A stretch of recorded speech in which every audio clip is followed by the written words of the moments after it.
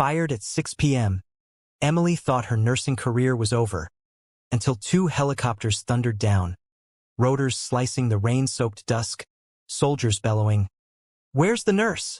Heart pounding, she froze on the empty street, wondering if this was the end or a wild new beginning. Hey folks, if you love your mom and dad like I know you do, smash that subscribe button right now and show some love to her. The everyday hero who might just save the world one day.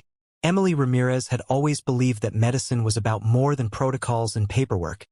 It was about the quiet moments when a patient's hand squeezed hers and said thank you without words. At 31, she carried the weight of a decade in nursing, 5 years in civilian hospitals after 4 in the U.S. Army Reserves, where she had seen things most people never would. Afghanistan had hardened her, taught her to stay calm when chaos erupted, but nothing prepared her for the slow betrayal unfolding back home in Seattle. The day started like any other shift at Cascade General Hospital. She clocked in at 6:45 a.m., changed into her dark blue scrubs, and began rounds on the Medis URG floor. The hospital was under new management, a corporate chain that prioritized profit margins over patient outcomes. Whispers had circulated for months. Medications nearing expiration were being repackaged and dispensed, charts altered to hide adverse reactions, staff pressured to discharge patients prematurely. Emily tried to ignore it at first. She had bills, a small apartment, student loans from her BSN that never seemed to shrink. But when she found a batch of expired antibiotics being administered to an elderly man with sepsis, she couldn't stay silent. She documented everything meticulously. Photos on her phone, deleted later for safety, notes in a personal encrypted file, conversations with the pharmacy tech who confirmed the orders came from the top. That afternoon, she approached Dr. Victor Harlan, the chief administrator, a man whose tailored suits and practiced smile hid a ruthless streak. "This is fraud," she said in his office, sliding the evidence across the desk. "People are dying because of this." Harlan's eyes narrowed. "You're making serious accusations, Nurse Ramirez. Do you have proof?" "I have enough." He leaned back.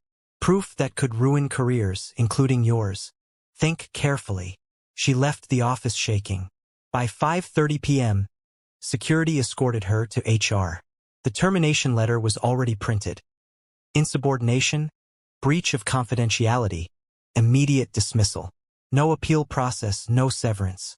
She gathered her things under the watchful eyes of colleagues who avoided her gaze. Some looked guilty, others relieved. At 6 p.m. sharp, she walked out into the storm. The rain hit like needles. Seattle winters were unforgiving, and tonight the wind howled through the downtown corridors, turning the streets into rivers. Emily's shift bag hung heavy on her shoulder, soaked through. She had no car. Public transit was her only option, but the buses had stopped running due to flooding alerts. 3 miles home, she started walking, head down, replaying every decision that led here. Was speaking up worth it? Would anyone believe her now? She cut through the industrial district near the waterfront, where warehouses loomed like silent giants. Streetlights flickered, casting long shadows. Her sneakers squelched with every step. She thought about calling her sister in Portland, but pride stopped her. She'd figure this out. She always did. At 6:03 p.m., the world changed. The low thrum started distant, then grew into a deafening pulse. Emily looked up just as 2 UH-60 Black Hawk helicopters burst through the low clouds, blacked out, no markings visible. They descended fast, rotors blasting rain in horizontal sheets. One landed directly in her path, blocking the road. The other hovered briefly before touching down 20 yards behind her. Doors slammed open. Soldiers, 10, 12 more, poured out in full tactical kit. Black plate carriers, helmets with NVG mounts flipped up, suppressed rifles at low ready. They fanned out in a defensive circle, scanning rooftops, alleys, the sky. "Where's the nurse?" The point man bellowed, voice cutting through the rotor wash via a throat mic amplifier. Emily froze, hands half raised. Rain plastered her hair to her face, blurring her vision. This couldn't be real. Retaliation? Kidnapping? Her mind raced through worst-case scenarios. She opened her mouth, but no sound came. The lead operator, A broad-shouldered man with a jagged scar running from temple to jaw locked eyes on her. "Emily Ramirez?"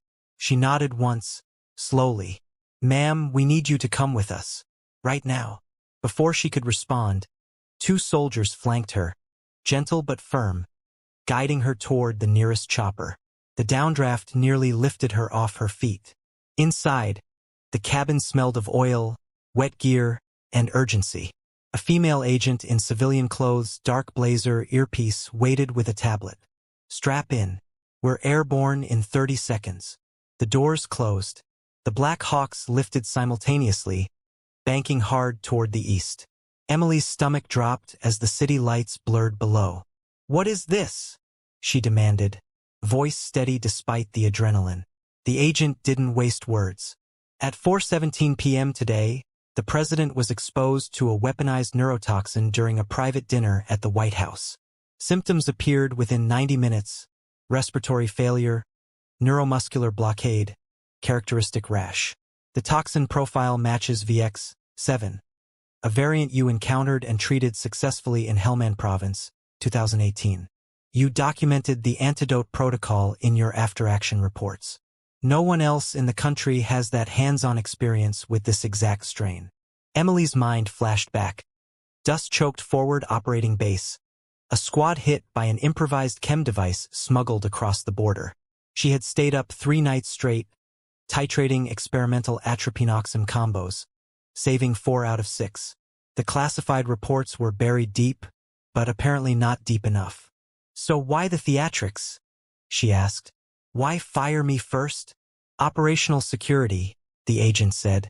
"Your whistleblowing at the hospital triggered our radar. Harlan's network is deeper than we realized. Firing you publicly was the fastest way to isolate you without tipping off his handlers. We staged the termination to get you out clean. If they thought you were still inside, they'd have moved faster to silence you." Twist layered on twist. Harlan wasn't just cutting corners. He was moving bioweapons under the guise of pharmaceutical waste. The expired meds were carriers, repackaged vials swapped during transport. Emily's evidence had unknowingly cracked open a much larger operation. The flight lasted 47 minutes. They landed at a nondescript airstrip outside D.C., then transferred to an armored suburban convoy racing toward a black site medical facility in Virginia. Emily's head spun. She asked for water, received a bottle, drank without tasting it. At the facility, a converted underground bunker, she scrubbed in under harsh lights. The president was in a negative pressure suite, surrounded by the best intensivists money could buy. But they were stalling. His oxygen sats hovered at 82%, CO2 rising, pupils sluggish.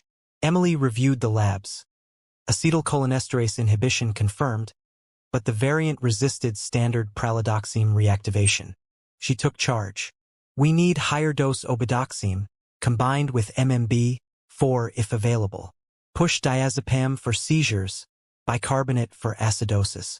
And get me fresh plasma. His clotting factors are tanking." The team moved. Monitors beeped faster. Emily worked methodically, adjusting drips, titrating vasopressors, talking the president through each step even though he was sedated. Hours blurred. At 2:14 a.m., his sats climbed to 94%. Breathing eased. The room exhaled. But victory was short-lived. Alarms sounded, not medical security. Gunfire echoed down the corridor. The facility was under attack. Black-clad figures breached the outer perimeter, silenced weapons flashing. The Secret Service detail returned fire, but the assailants were trained, coordinated. Emily ducked behind a crash cart as bullets stitched the wall. The scarred soldier, Captain Marcus Hale, burst into the suite. "We've got a mole. Someone cut the power to the airlocks. They're coming for him. And you." Emily grabbed a portable defibrillator, the only heavy object nearby. When an attacker breached the door, she charged the paddles and slammed them into his chest. The man convulsed and dropped. Hale finished him with a double tap. In the aftermath, zip-tied prisoners lined the hallway. One was a Secret Service agent, face pale. Under interrogation, he confessed. Paid off months ago, instructed to delay treatment until the toxin became irreversible. The orders traced back to a shell company linked to Harlan. Emily demanded to see him. Harlan was brought in, hands cuffed, arrogance intact. "You think this ends with me?" he sneered. "This goes higher, much higher." The final twist unraveled over the next days. It wasn't foreign terrorists.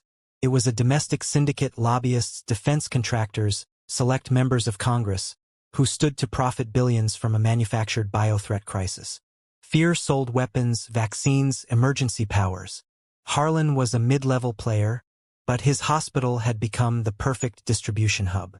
Emily's firing had been the spark that exposed the network. She testified in closed sessions, provided forensic evidence from her phone backups, recovered by cyber teams, and watched indictments roll out like dominoes. The president, recovering, personally thanked her. "You didn't just save my life," he said. "You saved the country from itself." Emily declined a medal. Instead, she accepted a new position, director of a federal task force on medical ethics and biodefense preparedness. She started a nonprofit foundation in her name, funding whistleblower protections and independent hospital audits. Captain Hale became a quiet constant, coffee runs turning into late-night talks, shared scars forging something deeper. Years later, on rainy nights, she still walked sometimes, remembering that 3-mile stretch. Fired at 6 o'clock. Helicopters at 6:03. A lifetime in 3 minutes. Where in the country are you watching from, patriots? Drop it in the comments.